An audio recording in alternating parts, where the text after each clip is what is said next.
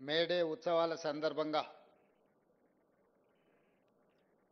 కార్మిక శాఖ ఆధ్వర్యంలో ఏర్పాటు చేసిన ఈ కార్యక్రమంలో సభాధ్యక్షత వహించిన మిత్రులు జనక్ ప్రసాద్ గారు, కార్యక్రమంలో పాల్గొన్న సహచార మంత్రివర్గ సభ్యులు పొంగులేటి శ్రీనివాసరెడ్డి గారు, సహచార మంత్రివర్గ సభ్యులు మిత్రులు హైదరాబాద్ ఇన్ఛార్జ్ పొన్నం ప్రభాకర్ గారు, మిత్రులు శాసనసభ్యులు రాజ్ ఠాకూర్ గారు, మిత్రులు శాసనసభ్యులు కాళే యాదయ్య గారు, ప్రభుత్వ సలహాదారులు హర్కర వేణుగోపాలరావు గారు, అదేవిధంగా వేదిక మీద ఉన్న అధికారులు, మేడే ఉత్సవాల సందర్భంగా ఇక్కడికి విచ్చేసిన కార్మిక సోదరులకు అందరికీ కూడా మేడే సందర్భంగా శుభాకాంక్షలు తెలియజేస్తున్న మిత్రులారా, మీ శ్రమశక్తి, మీ చెమట చుక్కలు ఈ ప్రపంచ అభివృద్ధికి బాటలు వేసినాయి అనడంలో ఎలాంటి అతిశయోక్తి లేదు. ప్రపంచంలో ఎన్నో ఉద్యమాలు, ఎన్నో పోరాటాలు శాశ్వత పరిష్కారం చూపించకుండా, అభివృద్ధి బాటలు వేయకుండా అర్ధాంతరంగా ముగుస్తూ ఉంటాయి. కానీ 139 సంవత్సరాల క్రితం చికాగోలో మొదలైన ప్రపంచ కార్మికులారా ఏకం కండి, పోరాడితే పోయేదేమీ లేదు, బానిస సంఖ్యలు తప్ప అని కార్ల్ మార్క్స్ పిలుపును తీసుకొని అక్కడ మొదలైన పోరాటం ప్రపంచ కార్మికులను ఏకం చేసి ప్రపంచంలో మే 1 తారీఖు కార్మిక దినోత్సవంగా జరుపుకొని కార్మికుల సమస్యలనే కాదు, కార్మిక శ్రమశక్తిని, కార్మికుల యొక్క త్యాగాలను చర్చించుకోవడానికి ఈ సందర్భాన్ని, కార్యక్రమాన్ని ప్రపంచవ్యాప్తంగా వినియోగించుకుంటున్నాం. ఈరోజు తెలంగాణ రాష్ట్ర ప్రభుత్వం ఈ కార్యక్రమాన్ని అధికారికంగా నిర్వహించడమే కాకుండా ఈరోజు ప్రధానంగా తెలంగాణ ఉద్యమంలో భాగస్వాములైన సింగరేణి కార్మికులు, ఆర్టీసీ కార్మికులు, విద్యుత్ కార్మికులు, అసంఘటిత కార్మికులు, నూతనంగా గిగ్ వర్కర్స్ కూడా ఈరోజు ఈ కార్యక్రమంలో పాల్గొని తెలంగాణ రాష్ట్ర సాధనలో ఈ కార్మికుల యొక్క పాత్ర మరవలేనిది. తెలంగాణ రాష్ట్ర సాధనలో మీ ప్రయత్నాలను గుర్తు చేసుకునే సందర్భం ఇదని చెప్పి నేను తెలియజేయదలుచుకున్నా. మిత్రులారా, ఏ దేశమైనా ఆర్థిక రంగంలో అభివృద్ధి జరగాలి అని అంటే పరిశ్రమలు రావాలి, పెట్టుబడులు పెట్టాలి. ఉత్పత్తి జరగాలి అంటే కార్మికుల యొక్క రక్తం చెమటగా మారి 12 గంటల వరకు మీరు పోరాటాలు, మీరు పని చేయడం వల్లనే ఈరోజు అభివృద్ధి జరిగింది. ఆనాటి మీ పోరాటాల వల్ల పని గంటలు 12 నుంచి 8 గంటలకు మార్చడమే కాకుండా వారానికి ఒక రోజు సెలవు ఇచ్చే మీ పోరాటాల వల్ల కార్మికులకు వారానికి ఒక రోజు సెలవు ఇవ్వాల్సిన నిర్ణయాలు ప్రభుత్వాలు ఆనాడు తీసుకున్నాయి. ఈనాడు మన ప్రభుత్వం తెలంగాణ రాష్ట్ర ఉద్యమంలో క్రియాశీలక పాత్ర పోషించిన సింగరేణి కార్మికులను, ఆర్టీసీ కార్మికులను, అదేవిధంగా విద్యుత్ శాఖ కార్మికులను, అసంఘటిత కార్మికులను ఆదుకోవాలన్న ఆలోచనతో ఎన్నో పరిపాలనమైన నిర్ణయాలను సవరించుకుంటూ, సరిచేసుకుంటూ వచ్చిన తెలంగాణ రాష్ట్రంలో 10 సంవత్సరాల విధ్వంసాన్ని సరిదిద్దుకుంటూ ముందుకు వెళ్తున్నాం. మీ అందరి సహకారం వల్ల ఈనాడు తెలంగాణ రాష్ట్రంలో మనము ఇన్ఫ్లేషన్ తక్కువ ఉన్న రాష్ట్రము, దేశంలోనే తెలంగాణ నెంబర్ 1గా నిలబడ్డది. ఇవాళ మీ సహకారం వల్లనే దేశంలోనే అత్యున్నత ప్రమాణాలు కలిగిన పోలీస్ వ్యవస్థ మొదటి స్థానంలో తెలంగాణ రాష్ట్రము నిలబడ్డది. నిరుద్యోగ సమస్యను పరిష్కరించిన రాష్ట్రాలలో మొట్టమొదటి రాష్ట్రం. ఇతర రాష్ట్రాలే కాదు, ప్రపంచంలోనే ప్రతి దేశం నిరుద్యోగ సమస్య పెరుగుతున్న సందర్భంలో 8.8% నుంచి 6.2% నిరుద్యోగ సమస్యను తగ్గించి దేశంలోనే మొదటి స్థానంలో తెలంగాణ రాష్ట్రము నిలబడ్డది. అంటే దాంట్లో మీ శ్రమ ఉన్నది, మీ కృషి ఉన్నదని చెప్పి నేను ఈ సందర్భంగా తెలియజేస్తున్నా. ఒకనాడు చేపట్టి నష్టాల బాటలో ఉండి ఆత్మహత్యలు జరుగుతున్న ఆర్టీసీ ఈరోజు లాభాల బాటలో నడిచి మీ జీతాలు మీరు ఇచ్చుకోగలిగిన స్థాయికి ఈరోజు ఆర్టీసీ చేరుకున్నది అని అంటే ఈరోజు మీ శ్రమ మీ కృషి ఎంతో ఉన్నది. అదేవిధంగా సింగరేణి సంస్థ లాభాలలో నడవడమే కాదు, ఈరోజు ఈ వేదిక మీద జనక్ ప్రసాద్ గారు ఉన్నారు, మిగతా నరసింహారెడ్డి గారు, చాలా మంది సింగరేణి కార్మిక నాయకులు ఉన్నారు, ఇక్కడ సింగరేణి కార్మికులు ఉన్నారు. ఇప్పటి వరకు ఎప్పుడైనా మీ కాంట్రాక్ట్ అవుట్ సోర్సింగ్ కార్మికులకు బోనస్ ఎప్పుడైనా ఇచ్చిండ్రా? మొట్టమొదటిసారి మన ప్రభుత్వం అవుట్ సోర్సింగ్ కార్మికులకు కూడా 5,000 రూపాయల బోనస్ ఇచ్చి మీ లాభాలలో మీకు వాటాలుగా మార్చి మిమ్మల్ని గుర్తించిన ప్రభుత్వం ఇది కాదా? సింగరేణి కార్మికులకు 1,90,000 బోనస్ ఇచ్చిన మాట నిజం కాదా? ఈరోజు ఏదైనా అనుకోని పరిస్థితుల్లో ప్రమాదం జరిగితే 1 కోటి రూపాయలు సింగరేణి కార్మికులకు బీమా పథకాన్ని అమలు చేయడమే కాకుండా మీ అవుట్ సోర్సింగ్ కార్మికులకు కూడా ఏదైనా జరిగితే 50 లక్షల రూపాయల బీమా పథకాన్ని మన రాష్ట్ర ప్రభుత్వం తీసుకొచ్చిన విషయం మీకు అందరికీ తెలుసు కదా. ఇదే కాదు, ఈరోజు తెలంగాణ రాష్ట్రం నుంచి పబ్లిక్ సర్వీస్ కమిషన్ పోటీ పరీక్షలకు ఎవరు ప్రిపేర్ అయినా ప్రతి పేదవాడికి సింగరేణి నుంచి ప్రిలిమినరీ ఎగ్జామ్స్ పాస్ అయితే 1,00,000 రూపాయలు, మెయిన్ ఎగ్జామ్స్ రాయడానికి వెళ్ళే వాళ్ళకు కూడా 1,00,000 రూపాయల పథకాన్ని సింగరేణి నుంచి మొదలుపెట్టి ఈసారి ఐఏఎస్లు ఐపీఎస్లల్లా అత్యధికంగా ఈ రాష్ట్రంలో నుంచి మనం ఎంపిక కావడానికి వాళ్ళు ఢిల్లీలో శిక్షణ పొందడానికి ఈరోజు సింగరేణి సంస్థ నుంచి మనం సహాయాన్ని అందించినాం. అదేవిధంగా ఈరోజు విద్యుత్ కార్మికులు విద్యుత్ వ్యవస్థ పూర్తిగా చిన్నాభిన్నం అయిపోయి దివాలా తీసి కుప్పగూలే పరిస్థితులు వచ్చింది. సదరన్ డిస్కామ్ కానీ నార్థన్ డిస్కామ్ కానీ జెన్కో కానీ ట్రాన్స్కో కానీ ఈరోజు పూర్తిగా దెబ్బతిని 1,000 కోట్ల రూపాయల అప్పుల్లో మునిగిపోయినాయి. 10 సంవత్సరాలు ఈ సంస్థల్ని నిర్లక్ష్యం చేయడం వల్ల ఈరోజు ఆ సంస్థలు కుప్పగూలే పరిస్థితి వచ్చింది. అందుకే ఈరోజు ఒక పద్ధతి ప్రకారం సింగరేణి సంస్థల్ని లాభాల బాటలో నడిపించడమే కాదు, బొగ్గు ఉత్పత్తి పెంచి మీకు భవిష్యత్తులో కొత్త గనులను కూడా కేటాయించాలని, కొత్త గనులను తెరవాలని, నూతన ఉద్యోగ ఉపాధి అవకాశాలు కల్పించాలని ఈరోజు ప్రయత్నం చేస్తున్నాం.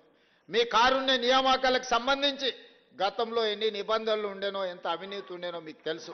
కానీ మన ప్రభుత్వం వచ్చిన తర్వాత కారుణ్య నియామకాలను సరళీకృతం చేయడమే కాకుండా దాదాపుగా 400 పైచిలకు కారుణ్య నియామకాలు సింగరేణి సంస్థలో మనం చేపట్టడం జరిగింది. అదేవిధంగా ఆర్టీసీలో కూడా కారుణ్య నియామకాలు జరగకపోతే మా మంత్రి పొన్నం ప్రభాకర్ గారు ప్రభుత్వంతో మాట్లాడి కారుణ్య నియామకాలను ఆర్టీసీలో కూడా చేపట్టడం జరిగింది. ఈ రకంగా కార్మికుల యొక్క అభ్యున్నతి కోసం, కార్మికుల యొక్క సంక్షేమం కోసం ఈ రాష్ట్ర ప్రభుత్వం ప్రయత్నం చేస్తున్నది.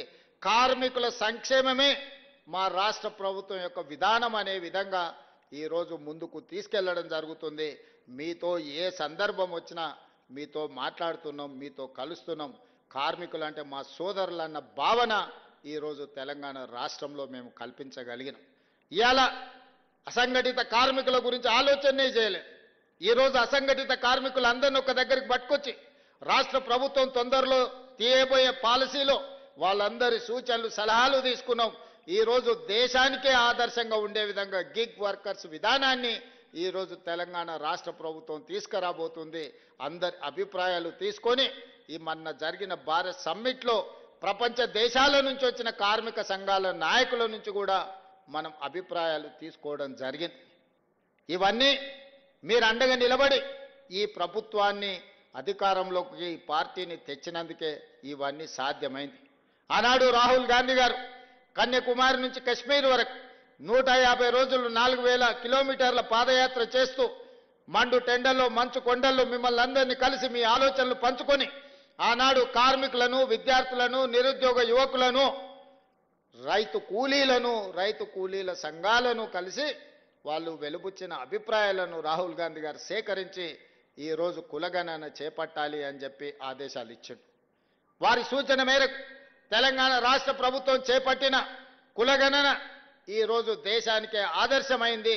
తెలంగాణ రాష్ట్ర ప్రభుత్వం చేసిన చట్టం ఈరోజు కేంద్ర ప్రభుత్వం దేశంలో కూడా జనగణనలో కులగణన చేర్చి తొందరలోనే ఎవరు ఎంతమంది ఉన్నారో తేలుస్తామని చెప్పి ఈరోజు కేంద్ర ప్రభుత్వం ప్రకటించింది అని అంటే ఈరోజు మీరందరూ అండగా నిలబడి తీసుకొచ్చిన ప్రభుత్వం తీసుకుంటున్న చర్యల వల్లనే ఈరోజు పేదవాళ్లకు న్యాయం జరుగుతున్నది.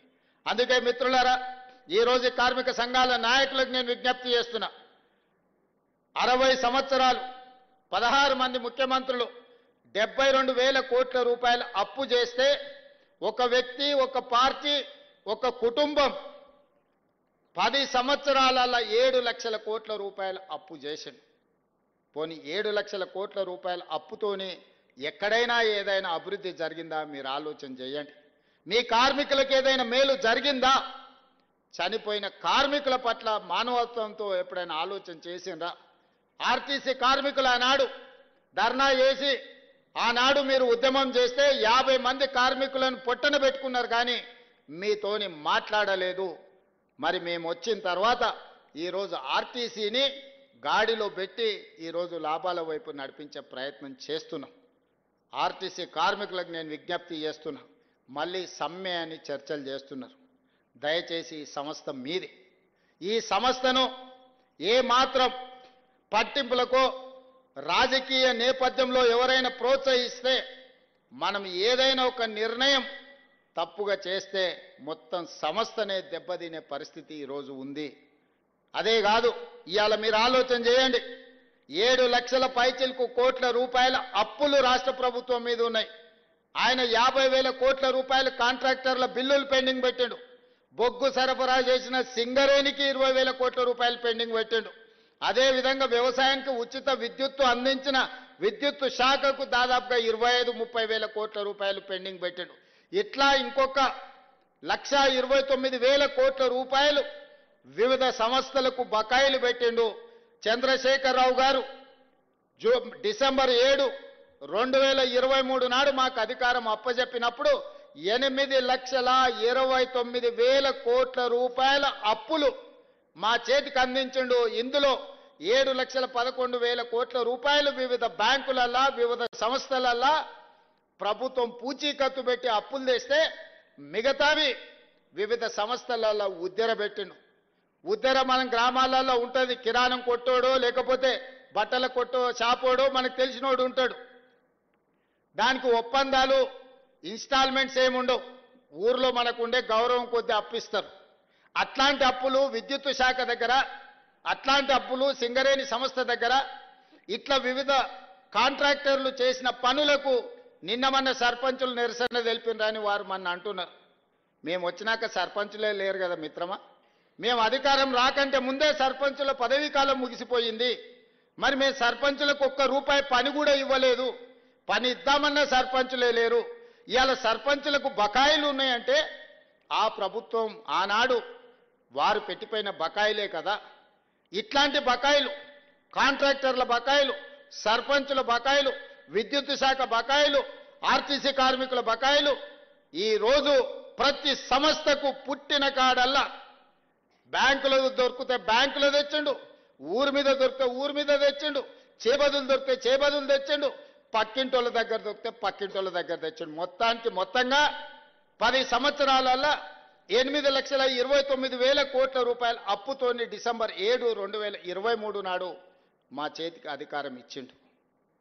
మరి ఈరోజు నేను అడుగుతున్న మిత్రులారా, 60 సంవత్సరాలు 16 మంది ముఖ్యమంత్రులు 1948 నుంచి 2014 జూన్ 2 వరకు 72,000 కోట్ల రూపాయల అప్పు చేస్తే ఒక వ్యక్తి, ఒక కుటుంబం, ఒక పార్టీ 10 ఏళ్లలో 8,29,000 కోట్ల రూపాయల అప్పు చేసి ఆ అప్పులతోని ఆయన తీసుకున్న తప్పుడు నిర్ణయాలతోని మనకు అధికారం ఇచ్చిండు. ఒకే ఒక్క ఉదాహరణ చెప్పదలుచుకున్న, అన్నం ఉడికిందా లేదా అని ఒక మెతుకు బట్టి చూస్తే తెలుస్తుంది. 1,02,000 కోట్ల రూపాయలు కాళేశ్వరం కాంట్రాక్టర్లకు బిల్లులు ఇచ్చిండు.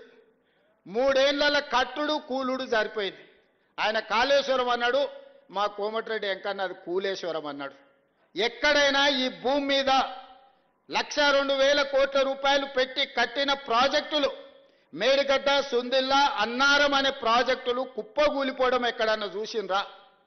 మనం ఇల్లు కట్టుకుంటే కూడా 50 ఏళ్ళు ఉంటుంది, గుడిసేసుకుంటే కూడా 10 ఏళ్ళు ఉంటుంది. పేదోళ్ళు ఊర్లలో కట్టుకునే గుడిసె కూడా ఓ 10 ఏళ్ళు ఉంటుంది. 10 ఏళ్ళ తర్వాత తాటాకులు పోతే కొత్త వేసుకుంటాం. కానీ 1,00,000 కోట్ల రూపాయలు కట్టిన కాళేశ్వరం 3 ఏళ్లకే కుప్ప కూలిపోయింది. ఇట్లా 8 లక్షల కోట్ల రూపాయలు ఎక్కడికి పోయినవో ఆనమాళ్ళు దొరకకుండా పోయినాయి. ఈ పరిస్థితుల్లో కష్టపడి రూపాయి జమ చేసి ఇవాళ ప్రతి నెల నేను 15 నెలల ప్రభుత్వాన్ని నడిపిన దాంట్లో 1,58,000 కోట్ల రూపాయలు అప్పు చేస్తే 1,52,000 కోట్ల రూపాయలు ఆయన చేసిన అప్పులకు అసలుకు మిత్తికి కట్టాల్సి వచ్చింది. అంటే ప్రతి నెల సరాసరి నేను 10,000 కోట్ల రూపాయల అప్పు చేసి ఆయన చేసిన అప్పులకు మిత్తికి నేను కట్టాల్సి వస్తుంది. ఒక్క రూపాయి కూడా ఈ కార్మికుల కోసమో, ఈ విద్యార్థుల కోసమో, ఈ నిరుద్యోగ యువకుల కోసమో, ఈ రాష్ట్రంలో ఉన్న రైతుల కోసమో తెచ్చిన అప్పుల నుంచి ఒక్క రూపాయి కూడా ఖర్చు పెట్టలేని పరిస్థితి ఉన్నది. 60 నెలలు నాకు అధికారాన్ని అప్పచెప్పితే నెలకు 10,000 కోట్ల రూపాయల చొప్పున 6 లక్షల కోట్ల రూపాయలు ఆయన గారు చేసిన అప్పులకు తప్పులకు ఈరోజు నేను పాయమాలు కట్టాల్సి వస్తుంది. ఆయన అంటుండు రేవంత్ రెడ్డి వస్తేనే అప్పులు చేసిండు, రేవంత్ రెడ్డి వస్తేనే అప్పులు చేసిండు. ఆయన 1,52,000 కోట్లే అప్పు చేసిండని చెప్పిండు. కాదు, 1,58,000 కోట్ల రూపాయలు అప్పు చేసిండు మీ ముఖ్యమంత్రి. కానీ ఆ 1,52,000 కోట్ల 58,000 కోట్ల రూపాయలలో 1,52,000 కోట్ల రూపాయలు 15 నెలల ఆయన చేసిన అప్పులకు అసలు మిత్తి నేను కట్టాల్సి వచ్చింది. ఇంకెట్లా నడపాలనో రాష్ట్ర ప్రభుత్వాన్ని మీరు చెప్పండి. ఇవాళ ఏ పథకం ఆగలేదు, రైతు భరోసా ఆగలేదు, రైతు రుణమాఫీ ఆగలేదు, షాదీ ముబారక్ ఆగలేదు, కళ్యాణ లక్ష్మి ఆగలేదు. మా ఆడబిడ్డలకు అదనంగా ఉచిత ఆర్టీసీ బస్సు ఇచ్చే 5,000 కోట్ల రూపాయలు ఖర్చు పెట్టినాం. ఇవాళ దొడ్డు బియ్యం ఇస్తే మిల్లర్లు కొంతమంది దళారులు దోసుకుంటుంటే ఇవాళ ప్రతి పేదవాడికి ప్రతి మనిషికి 3,10,00,000 మందికి సన్న బియ్యం ప్రతి మనిషికి 6 కిలోల చొప్పున 3 కోట్ల మందికి ఇవాళ సన్న బియ్యం ఇస్తున్నాం. ఆ పేదోళ్ళ ఇళ్లలో ఏ సన్న బియ్యం అయితే మేము ఇచ్చినామో నేను, మా మంత్రులు, మా ఎమ్మెల్యేలు, మా నాయకులందరూ వాళ్ళ ఇళ్లలో పోయి ఆ సన్న బియ్యం అన్నం తినొస్తున్నాం. ఇవాళ సన్న బియ్యం పథకాన్ని మేము అమలు చేసినాం. 200 యూనిట్లు ఉచితంగా ప్రతి పేదవాడికి ఇచ్చినాం. గల్ఫ్ కార్మికులు ఎవరైనా అక్కడ చచ్చిపోతే శవాలను కూడా ఈ దేశానికి తేలేని పరిస్థితి ఉండే. ఇవాళ శవాలను తేవడమే కాదు, 5 లక్షల రూపాయల కుటుంబాలను ఆదుకోవడానికి ఇస్తున్నాం. వాళ్ళ పిల్లల చదువులకు ఆదుకున్నాం. 10 లక్షల రూపాయలు రాజీవ్ ఆరోగ్యశ్రీ ఈరోజు వాళ్ళకి అమలు చేస్తున్నాం. గిగ్ వర్కర్లు ఎక్కడైనా చచ్చిపోతే, ఏదైనా ప్రమాదం జరిగితే 5 లక్షల రూపాయలు ఈరోజు వాళ్ళని ఆదుకోవడానికి వాళ్ళకు ప్రమాద బీమా పథకాన్ని కూడా ఇవాళ గిగ్ వర్కర్ల కోసం తీసుకొచ్చి పెట్టినాం. నేను అడుగుతున్న ఇవాళ మీరు ఆలోచన చేయండి. ఆనాటి పథకాలను అమలు చేయడమే కాదు, అదనంగా ఆర్టీసీలో ఆడబిడ్డలకు ఉచితంగా బస్సు ప్రయాణం ఇచ్చినాం. 500 రూపాయలకే సిలిండర్ ఇచ్చినాం. ఈరోజు సన్న బియ్యం పథకాన్ని అమలు చేసినాం. ఇట్లా చెప్పుకుంటూ పోతే ప్రతి పథకాన్ని ఈరోజు రాష్ట్ర ప్రభుత్వం అమలు చేసింది. 60,000 ప్రభుత్వ ఉద్యోగాలు మొదటి సంవత్సరంలోనే నియామకాలు చేపట్టిన రాష్ట్రం ఈ దేశంలోనే తెలంగాణ రాష్ట్రం. స్వతంత్రం వచ్చినప్పటి నుంచి ఈ రోజు వరకు ఏ రాష్ట్రం కూడా మొదటి సంవత్సరంలోనే 60,000 ప్రభుత్వ ఉద్యోగాలు ఇచ్చిన రాష్ట్రం ఏదైనా ఉంటే, ఇంక్లూడింగ్ నరేంద్ర మోడీ గారు గుజరాత్ రాష్ట్రంలో ఉన్నా కూడా నేను సవాల్ చేస్తున్నా, మాతో పోటీ పడమనుండి మేము ప్రతి డిపార్ట్మెంట్లో ఇచ్చిన ప్రతి ఉద్యోగం యొక్క వివరాలు ఇస్తాను. 60,000 ఉద్యోగాలు ప్రభుత్వంలో నియామకాలు చేపట్టి మేము ఈరోజు నిరుద్యోగ యువకుల పట్ల ఒక సానుభూతితో మా ప్రభుత్వం ముందుకు వెళ్తుంది. ఇన్ని చేసినా ఇవి సరిపోతాయంటే సరిపోవు. నాకు తెలుసు ఇంకా సమస్యలు ఉన్నారు, బాధలు ఉన్నారు, కార్మికుల కష్టాలు ఉన్నాయి. ఇవన్నిటిని కూడా తీరవాలంటే కొంత సమయం కావాలి. విధ్వంసం జరిగింది, ఆర్థిక నేరగాళ్ళలాగా ఆర్థిక ఉగ్రవాదం జరిగింది. ఈ దేశంలో, ఈ రాష్ట్రంలో పేదవాడు మరింత పేదవాడైంది. కానీ ఆయన గారి కుటుంబానికి టీవీలు వచ్చినాయి, పేపర్లు వచ్చినాయి, ఫామ్ హౌజులు వచ్చినాయి, వ్యాపారాలు వచ్చినాయి, 1,000 కోట్ల రూపాయల ఆదాయం వచ్చింది. మనందరం దివాలా తీస్తాం ఎట్లా? 72,000 కోట్ల రూపాయల అప్పులున్న తెలంగాణ రాష్ట్రం 8,29,000 కోట్ల రూపాయల అప్పులకెట్లా పోతుంది? ఆయనకు మాత్రం టీవీలు, పేపర్లు, ఫామ్ హౌజులు 1,000 కోట్ల రూపాయల పెట్టుబడులు వచ్చినాయంటే ఏం జరిగిందో తెలంగాణ రాష్ట్రంలో మీరు ఒక్కసారి ఆలోచన చెయ్యండి. ఇన్ని తప్పులు చేసి మళ్ళా వచ్చి చెప్తున్నాడు, నాకు ఇవ్వండి, నా చేతికి ఇస్తే చక్కదిద్దుతాను. 10 ఏళ్ళు ఇచ్చిండ్రు, ఏమెలుగా పెట్టిండ్రు వారు, మీరు ఒకసారి ఆలోచన చేయండి. 10 ఏళ్ళ కనీసం మీరు బయటకు వచ్చి చెప్పుకునే అవకాశం అన్ని ఇచ్చిండ్రా? ఏ ధర్నా చౌక్లో ఉద్యమం జరిగి, ధర్నాలు జరిగి, ఇదే పొన్నం ప్రభాకర్ గారు ఎంపీలుగా ధర్నా చౌక్లో నిరాహార దీక్ష చేసి తెలంగాణ రాష్ట్రం తెస్తే ఆ ధర్నా చౌక్నే వస్తేనే మూత వేసిండు కదా. మళ్ళీ మనం వస్తేనే ధర్నా చౌక్ తెరిస్తే వాళ్ళ కుటుంబం అంతా ధర్నాకు వచ్చిండ్రు కదా. తెలంగాణ రాష్ట్రంలో కనీసం ఇక్కడ ఉన్నోళ్ళు మీ ఫోన్లలో మీరు మాట్లాడుకునే స్వేచ్ఛ అయితే వచ్చింది కదనే. గతంలో ఎప్పుడైనా మీరు ధైర్యంగా ఎవరితోనైనా మీ ఫోన్లలో మీరు మాట్లాడుకుర్రా? కుటుంబ సభ్యులతోనైనా మీరు స్వేచ్ఛగా ఫోన్లలో మాట్లాడుకునే పరిస్థితి ఉండే నా 10 సంవత్సరాలలో? ఇవాళ మీకు ఏం చేసినా చేయకపోయినా మీ స్వేచ్ఛ మీకు వచ్చింది కదా. మీరు కులాసగా మాట్లాడగలుగుతున్నారు కదా. మీకు స్వేచ్ఛ ఇచ్చినాం, మీకు సంక్షేమం ఇచ్చినాం, అభివృద్ధి కార్యక్రమాలు చేపట్టినాం. ఈరోజు ఐటీఐలు 1956లో మొదలు పెడితే ఈనాడు సిలబస్ మారిపోయింది, అవసరాలు మారిపోయినాయి. అంటే వాటిని ఏటీసీలుగా మార్చి, అడ్వాన్స్డ్ టెక్నాలజీ సెంటర్స్గా మార్చి 100 ఇన్స్టిట్యూట్లను 100 నియోజకవర్గాలలో ప్రారంభించాలని 2400 కోట్లతో అభివృద్ధి పథకం వైపు నడిపిస్తలేమా?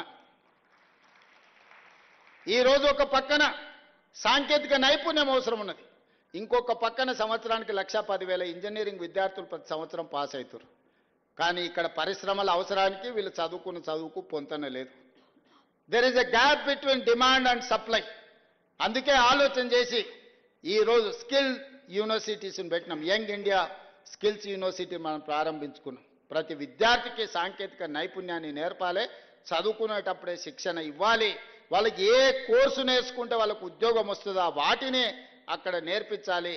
ఆ నేర్పించడానికి ఆ సంస్థలకే అవకాశం ఇవ్వాలి అని చెప్పి ఈరోజు యంగ్ ఇండియా స్కిల్స్ యూనివర్సిటీని మనం ప్రారంభించుకున్నాం. యంగ్ ఇండియా స్పోర్ట్స్ యూనివర్సిటీని, అకాడమీని ఈరోజు మనం ప్రారంభించుకున్నాం. 140 కోట్ల జనాభా ఉన్న ఈ దేశానికి ఒలింపిక్స్లో ఒక్క బంగారు పథకం రాలేదు అని అంటే ఇది అవమానం కాదా ఈ దేశానికి, రాష్ట్రానికి అని ఆలోచన చేసి ఈరోజు యంగ్ ఇండియా స్పోర్ట్స్ యూనివర్సిటీని, అదేవిధంగా యంగ్ ఇండియా స్పోర్ట్స్ అకాడమీని ఈరోజు మనం ప్రారంభించుకున్నాం. అందుకే మిత్రులారా, ఈ 15 నెలలు మాకు నిద్రలేని రాత్రులు ఎన్నో గడిపినాం. నేను, నా సహచార మంత్రివర్గ సభ్యులు దారిలో పెట్టడానికి, గాడిలో పెట్టడానికి ప్రయత్నం చేస్తున్నాం. మీ అందరి సహకారం ఉండాలి. ముఖ్యంగా ఈ వేదిక మీద నుంచి ఆర్టీసీ కార్మికులకు నేను విజ్ఞప్తి చేస్తున్నా, పంతాలు పట్టింపులకు పోకండి. ఇప్పుడిప్పుడే కుదురుకుంటున్నాం. ఏదైనా విషయాలు ఉంటే మా మంత్రి గారితో చర్చించండి. చేయగలిగింది ఏదున్నా చేస్తాం, లేదా రాష్ట్ర ప్రభుత్వానికి వస్తున్న ఆదాయం మీ చేతికే ఇస్తాం. ప్రతి నెల ఈ రాష్ట్ర ప్రభుత్వానికి వస్తున్న ఆదాయం 18,500 కోట్ల రూపాయలు. ఇందులో 6,500 కోట్ల రూపాయలు అప్పులకు కడుతున్నాం. 6,000 కోట్ల రూపాయలు జీత భత్యాలు పెన్షన్లకు ఇస్తున్నాం. దాదాపుగా 13,000 కోట్ల రూపాయలు తీస్తే మా చేతులు ఉన్నాయి 5,500 కోట్ల రూపాయలు. ఇందులో మీకు ప్రతి సంక్షేమ పథకం అమలు చేయాలి. కనీసం 22,500 కోట్ల రూపాయలు ఉంటే ప్రతి నెల ప్రాథమిక అవసరాలు తీర్చుకోగలుగుతాం. కాంట్రాక్టర్లకు బిల్లులు ఇవ్వాలంటే నెలకు నాకు 30,000 కోట్ల ఆదాయం కావాలి. మరి ఈరోజు 12,000 కోట్ల ఆదాయం తక్కువ ఉంది.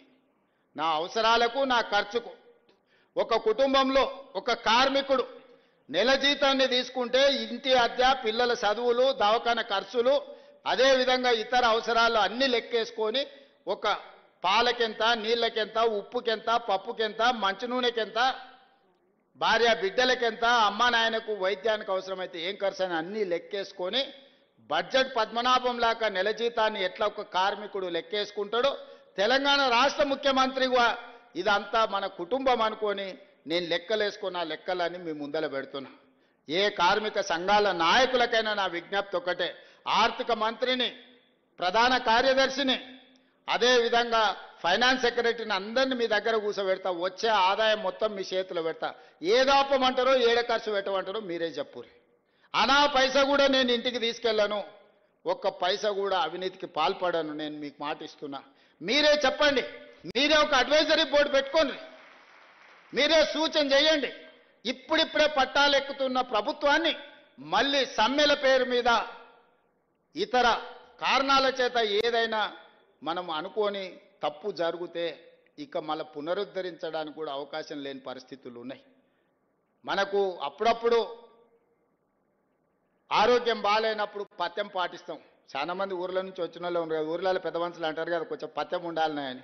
కొంచెం ఆరోగ్యం బాగాలేనప్పుడు చికెన్ మటన్ తినొద్దు, నూనె వస్తువులు తినొద్దు అంటారు కదా, కొంచెం వెజిటేరియన్ తిను అంటారు కదా. రాష్ట్ర ఆర్థిక వ్యవస్థ కూడా ఆరోగ్యం బాగలేదు. అందుకే మనం వెజిటేరియను, పండ్లు ఫలాలు కూరగాయలు తిని కొంతకాలం కొంత జాగ్రత్తగా ముందుకెళ్ళాలి. మనకు ఆరోగ్యం బాగాలేనప్పుడు ఏమంటారు, పండ్లు తినుండి, ఇడ్లీ తినుండి, కొంచెం జాగ్రత్తగా ఉండురి అని అంటారు కదా. రాష్ట్ర ఆర్థిక ఆరోగ్యం కూడా బాగలేదు.